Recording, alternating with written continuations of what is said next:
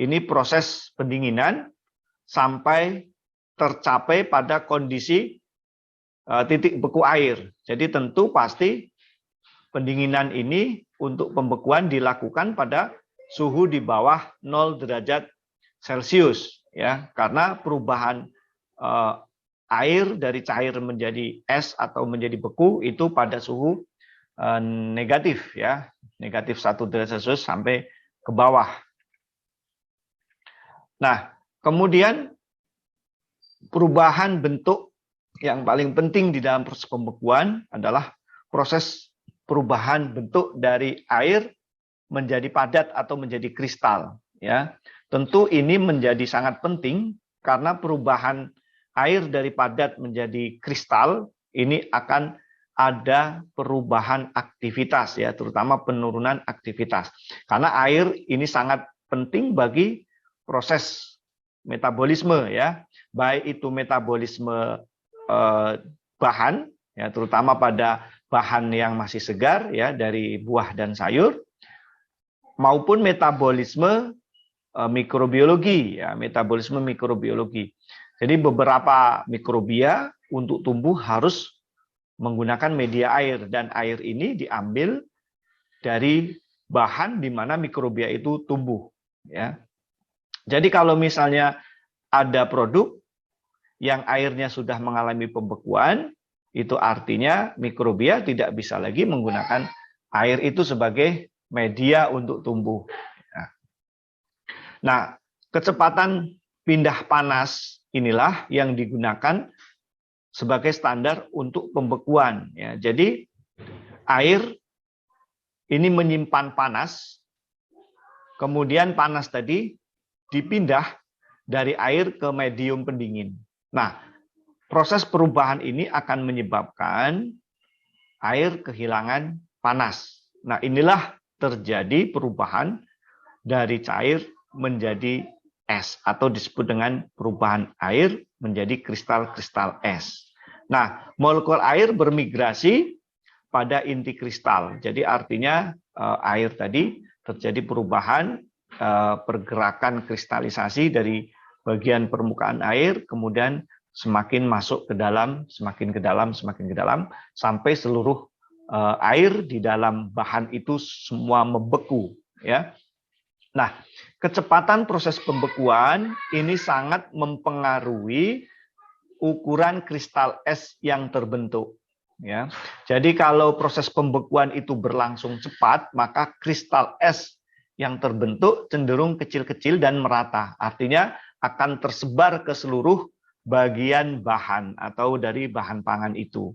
Sementara kalau proses pembekuan berjalan dengan lambat, maka kristal es cenderung besar-besar dan tidak terdistribusi merata dari seluruh bagian produk kita. Ya, kenapa demikian?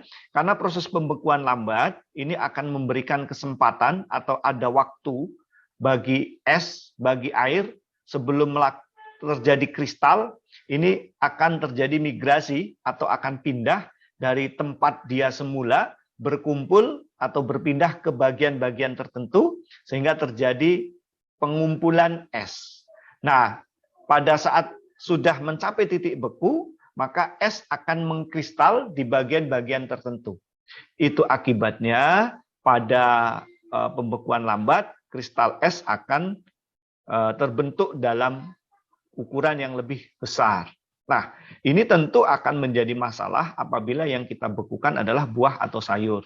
Kenapa? Karena ukuran kristal es, ya, ukuran kristal es ini ukurannya itu lebih atau volumenya ini lebih besar dibanding dengan ukuran air, yaitu volume kristal es sama dengan volume air mula-mula ditambah 1/11 dari volume mula-mula, ya. Jadi akan menjadi volume plus 1/11 dari volume. Itulah volume pengembangan yang dilakukan pada saat terjadi perubahan dari air menjadi kristal es. Nah, pada buah dan sayur ini bagian dinding selnya sangat tidak fleksibel, ya. Akibat tidak fleksibel ini apabila ada kristal es yang mengembang itu akan merusak dinding sel. Nah, ini akan menyebabkan sel menjadi pecah, ya. Tentu akan menyebabkan terjadinya beberapa kerusakan-kerusakan pada buah dan sayur yang disimpan pada suhu beku. Nah, penyimpanan suhu beku tentu sangat dipengaruhi oleh bahan, ya, bahan yang kita simpan, kemudian suhu berapa produk itu akan kita simpan, ya. Jadi setiap produk, setiap bahan tentu akan memiliki karakter dan suhu penyimpanan yang berbeda-beda, ya. Nah, keuntungan pada saat kita melakukan pembekuan terhadap produk, ya, biasanya produk yang dibekukan ini bisa disimpan dalam jangka waktu yang relatif lama.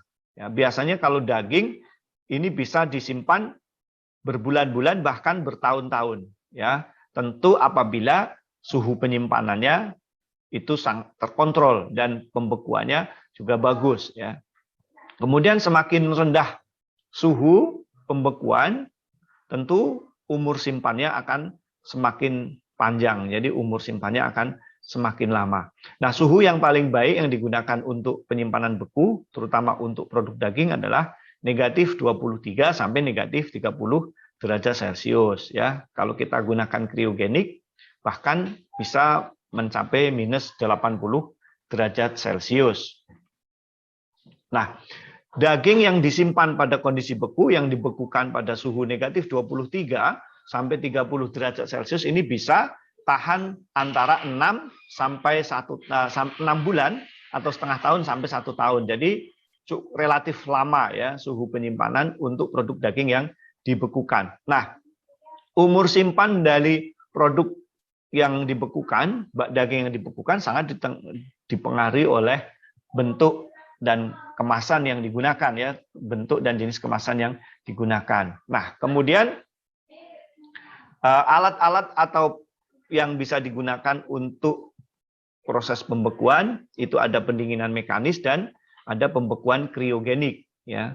Nah, kita akan menjelaskan satu-satu. Untuk pendinginan mekanis ini biasanya menggunakan refrigerator yang mengalami siklus penguapan dan kompresi. Jadi refrigerator ini bekerja seperti kulkas, ya, sehingga ini menggunakan udara dingin yang ada di dalam kabinet, ya, misalnya di dalam ruangan. Jadi menggunakan refrigerator yang mengalami siklus penguapan dan kompresi, ya, menggunakan gas-gas tertentu, ya.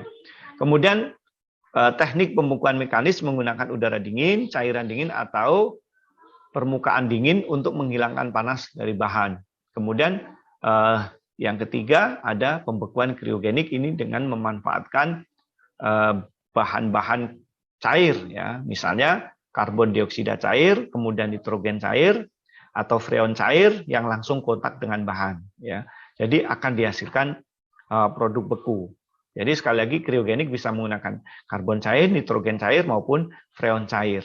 Nah, perbedaan antara pendinginan mekanis dengan pembekuan kriogenik, kalau sama-sama menggunakan freon, pada pembekuan kriogenik, freon langsung kontak dengan bahan. Ya, jadi freon tadi langsung kontak dengan bahan sehingga proses pembekuan akan berjalan sangat cepat. Ya. Sementara pada pendinginan mekanis, freon ini tidak kontak langsung dengan bahan karena freon akan kontak dengan udara. Ya, jadi udara kemudian kontak dengan freon sehingga terjadi perubahan yang tadinya udara panas menjadi udara dingin. Nah, udara dingin inilah yang akan membawa suhu dingin ke bahan. Ya, jadi yang kontak langsung dengan bahan itu adalah udara dingin. Ya, itulah perbedaan antara pendinginan mekanis dengan kriogenik.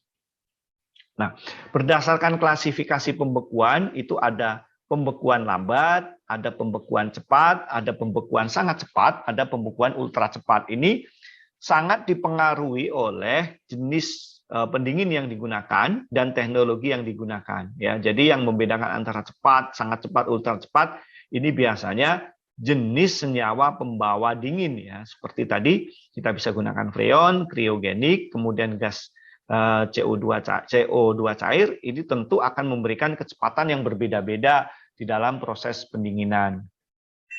Nah, pengaruh utama pembekuan terhadap kualitas bahan pangan. Tadi kalau kita sudah membahas tentang pengaruh pendinginan, kita akan membahas tentang bagaimana pada saat produk dilakukan pembekuan. Ya. Apa saja yang mempengaruhi terhadap kualitas bahan. Yang pertama adalah kerusakan sel. Kenapa bisa terjadi kerusakan sel? Tentu disebabkan karena adanya kristalisasi air menjadi es. Tadi sudah saya jelaskan bahwa es ini memiliki volume yang lebih besar dari air, yaitu 1/11 dari, jadi volume es akan bertambah, volumenya adalah 1/11 tambahan dari volume awal. Jadi volume awal plus 1/11 dari volume awal, itu ya. Itu adalah volume es. Nah, akibat terjadinya perubahan volume ini dia akan mendorong sel. Ya, mendorong sel karena adanya perubahan volume sehingga selnya bisa terjadi kerusakan. Nah, kerusakan ini akan kelihatan pada saat dilakukan thawing. Nah, kerusakan yang lebih parah apabila yang kita bekukan adalah buah dan sayur karena mempunyai dinding sel yang tidak fleksibel ya, sehingga akan terjadi pecah atau kerusakan. Kemudian akan terdapat perbedaan ketahanan selama pembekuan antara jaringan tanaman dan hewan. Tadi sudah saya jelaskan, sebaiknya untuk buah dan sayur dilakukan dengan pendinginan yang cepat. Nah, akibatnya tidak terjadi penumpukan air dan kristal es cenderung kecil-kecil dan merata. Nah, daging selama pembekuan tekstur tidak banyak berubah. Jadi kalau daging tidak banyak mengalami perubahan karena selnya tidak memiliki dinding sel sehingga dia fleksibel. Ya, walaupun ada kristal es yang ukurannya lebih besar, dia bisa mengembang. Terus pada saat dilakukan thawing, dia akan mengecil kembali karena dia sangat fleksibel. Nah, pada buah dan sayur, struktur sel lebih kaku ya. Itu disebabkan karena tadi dia memiliki dinding ya selnya.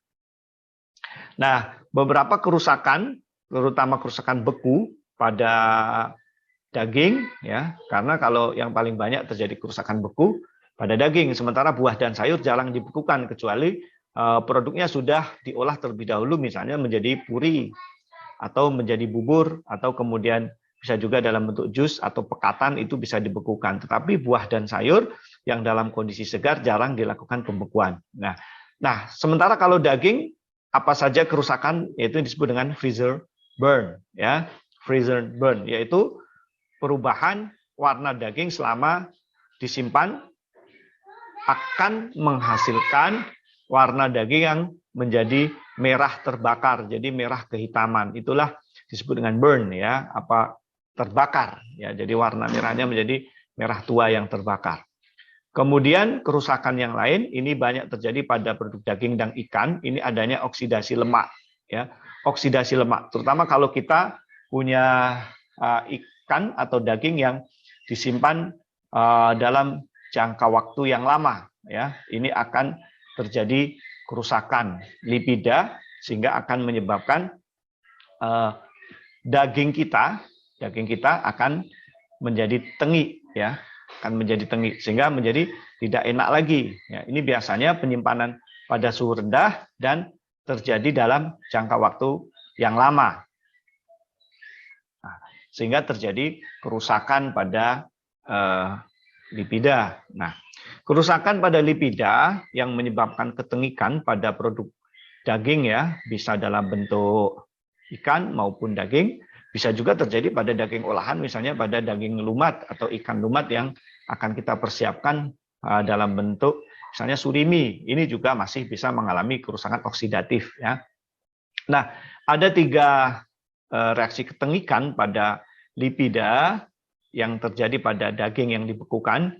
Yang pertama adalah oksidasi, yaitu reaksi yang disebut dengan oxidative rancidity, yaitu akibat adanya kerusakan pada ikatan rangkap ya, yang teroksidasi sehingga terjadi pemutusan pada ikatan rangkap pada asam lemak ya, terutama pada trigliserida yang banyak memiliki ikatan rangkap ya, terutama pada ikan yang banyak mengandung ikatan rangkap.